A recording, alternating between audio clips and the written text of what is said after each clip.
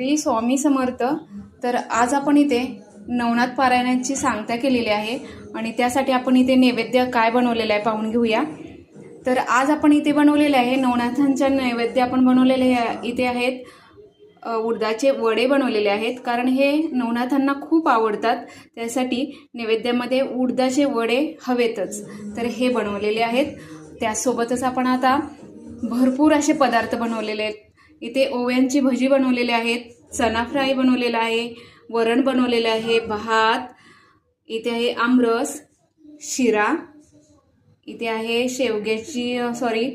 गवारीची शेंग बनवलेली आहे, सलाड आहे, गाजर काकडी, पुरी बनवलेली आहे आणि इथे आहेत पापड आणि पानाचा विडा।